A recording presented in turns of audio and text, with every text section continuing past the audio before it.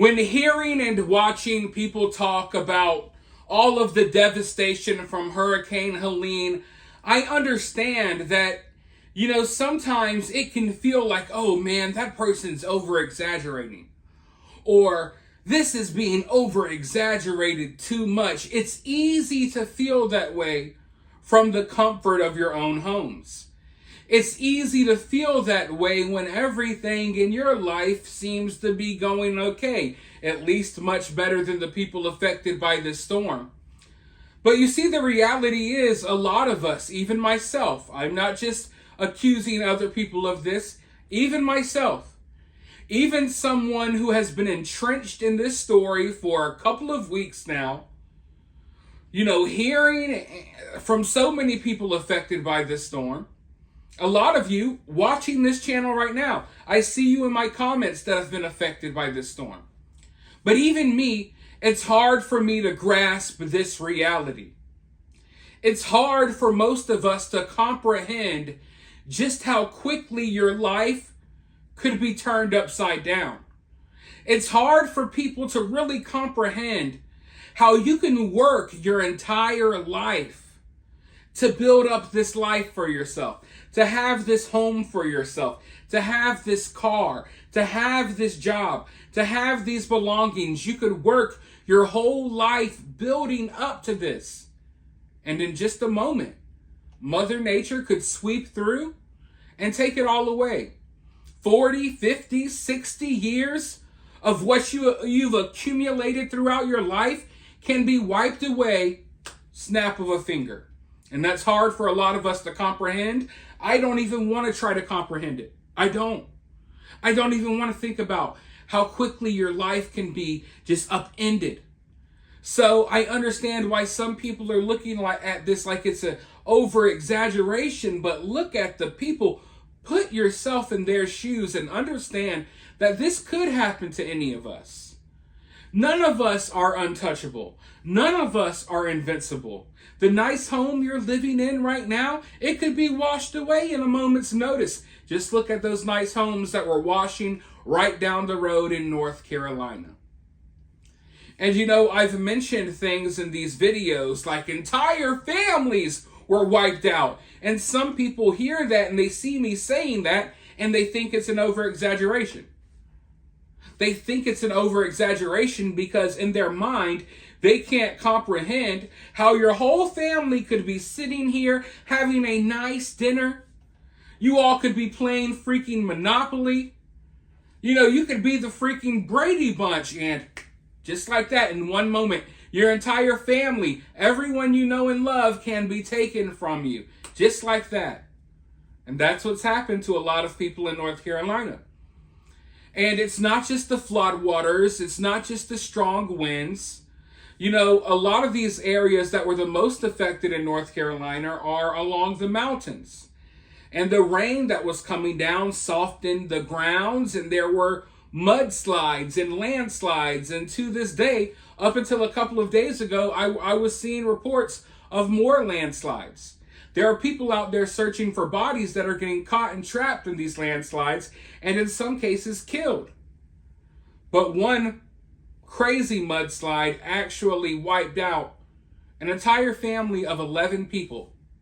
11 people. So when I say things like entire families were wiped out, I don't just say that because I'm talking out the side of my neck. That isn't something I created in my brain that I thought would sound cool to say. This is the reality of what's happening. So what I want to do is I want to go ahead and roll this clip. Let's hear about this family, and then I'll be right back with more thoughts. As the death toll continues to climb in western North Carolina, we are seeing the faces of those taken by Helene. This family of four, Allison Wisely, her two children, Felix and Lucas, and her fiance, Knox, were swept away into the Tow River while trying to escape the storm. And we're learning more about the 11 members of one family killed in a landslide in Buncombe County. The Craig family. They were well known in Fairview. The neighborhood was lovingly referred to as Craig Town. WRAL's Sean Gallagher sits down with a family friend trying to come to grips with this incredible loss. It's an area that'll never look the same again, physically or figuratively. I'm shell-shocked by the news. It's hard to process. It's going to be hard to, move forward without those people. Sam Runyon is best friends with Jesse Craig. Jesse lost his parents and 9 relatives in the landslides triggered by Helene. There's firefighters, high school coaches. They were involved, very involved with the Fairview community. It can be hard to put into perspective how much one person can impact the world, let alone 11 who are committed to their community. The Craigs are people that help others. They have like a servant's heart, and that's important that we get them to a point where they can not only help themselves and overcome, their tragedy, but also they will immediately get to work helping other people. I can assure you that. But it's the extended Craig family that will need help first. Marriages may have changed some of the 11 victims' last names, but they're all Craigs at the core.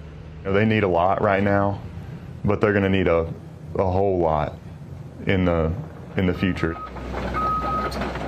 It'll take a long time to rebuild and repair Craigtown. For now, families are digging through the rubble of lives leveled by landslides. They recovered a couple of wood stoves out of a couple of the homes. Something to provide warmth and comfort from the Craigs, even in the afterlife. Sean Gallagher, WRAL News, near Craigtown. It's so sad about this. That Craig family, community leaders, and now they're going to need others in the community who have been relying on them for so many years to step in, lift them up, and become the leaders themselves. So many families in those communities that surround all of that area will need that type of support. It's horrible what they're experiencing. So I'm hoping that this clip gave people a better understanding of what's going on and how quickly you can lose everything, including your entire family, your uncles, your cousins, your second uncles, your mothers. It's extremely sad.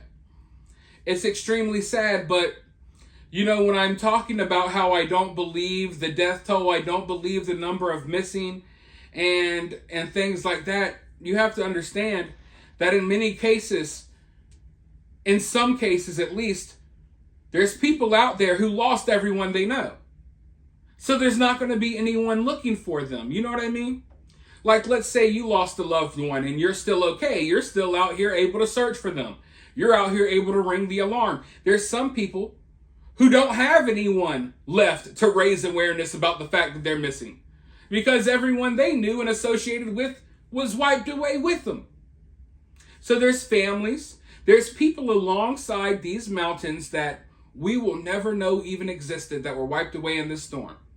And as I've pointed out in many cases, in some of these areas aren't places where these people really want to be talking to a lot of people. Often you move to the side of a mountain in North Carolina because you don't want to deal with, the big city and society and all of these people. So you got loners out there as well who will never be heard from again. But as dark and as sad as this is, there's still some good stories. Feel good stories, if you will, coming out of this situation as well. In fact, we talked about one of these stories. A dog that was found 20 feet up in a tree. The dog survived the storm. The dog looks a lot like my dog Piglet, which is why the story really caught my eye. And the dog survived, and now, folks, good news, the dog has been reunited with its family. When the dog was found, I was happy it survived the storm, but I also was worried, hey, are you going to put this dog down in a couple of weeks? Are you going to act all excited that you found this dog, then you're going to throw him in animal control and put him down? Well, that's not the case. The dog was reunited with the family, and I have a clip of the family being reunited with the dog that I want to show you all, because I think that in a time like this, as much as we focus on the bad, we should focus on the feel-good stories as well, because it's the little things. You know what I mean? It's the little things. And so many people feel extremely blessed because maybe their pets did survive, or all of their family members are okay. Things like that. So let's roll this clip and then I'll be right back. With all the devastation, it is so wonderful to be able to share some good news. Look at Athena. She was swept away by floodwaters but survived. She's waiting on her family to get here to the Washington County Johnson City Animal Shelter. They'll be here any minute. But before we talk about the reunion, let's take a look at how we got here. He turned my head to the window and said, "We have to go." And I saw the road was flooded with water. Allie and TJ Faulkner live in Jonesboro, Tennessee along the Nolichucky River. When they realized how fast the water was rising on Friday, they rushed their kids to his parents' house. TJ heading back with his dad to try to rescue their pets, but it was too late. We took his front end loader and we put it up against a building and climbed up on a building. From the top of that building, he watched as his house disappeared down the river. A bunch of debris pushed up against my front porch, and it was metal steel beams. It just collapsed my front porch, and when it done that, it just pushed my house, and it just floated. It floated like an ark. The family's pets still inside. TJ certain he'd never see them again. Then Wednesday evening, this video surfaced on social media. Oh, girl, hey. I was weeping, I was laughing, I was so happy.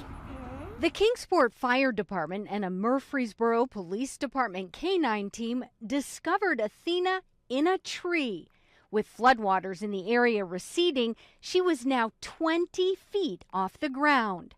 The bloodhound was walking and just started going crazy, and I just happened to look up in the tree and, it's like, oh my God, there's a dog. Athena sitting there quietly as the rescuers raced to dig out a damaged ladder from the debris. So I climbed up there and I gave her a little bit more food and kind of just made sure she wasn't going to nip at me. And she was probably the sweetest dog I've ever met in my life. She went to everyone that was down there and was rubbing all over them, and she was thanking us. Athena's heroes taking her to the shelter where Thursday morning she was reunited with her family. I'd like to thank all of you all. You put a light at the end of our tunnel, and I appreciate it. The Faulkners say despite all they have lost, they're feeling grateful. They have each other and Athena now back safely in their arms. It's like another member of her family. She's like another child. She means a lot to us. In Johnson City, Tennessee, Rebecca Pepin, News 5 WCYB. So I'm glad at least one story from Hurricane Helene had a happy ending. And as I was trying to explain, when you have a story like this one just packed to the brim with devastation, it's good to, counteract that with some of the feel-good stories that are coming out. Let's spread some positive energy here as well. And let's all, even if just for a moment today, even if just for 30 seconds or 1 minute, be grateful and thankful that you're not in this situation. Be grateful and thankful for what you have. I am grateful and thankful every day when I make these videos and I have to hear these emotional stories. And folks, there's things that are worse than anything that I've shared on YouTube because I can't even share it on YouTube. So I've seen a lot. And I think it's important to spread positive vibes as well. We don't want it to all be negative because as devastating and as ugly as this situation is, it's also provided some beautiful moments. For one, we are seeing how quickly your fellow neighbor will come to your aid. Volunteers from across the country, volunteers from Canada, pouring down to North Carolina to help these people, putting their lives on the line, spending their own money. When the government wasn't there to help, everyday Americans were. And that's something to feel good about. But for now, let me know your thoughts about all of this down in the comments below. While you're down there, hit that thumbs up, hit that subscribe, ring that notification bell, and I'll talk to you all very soon in the next one.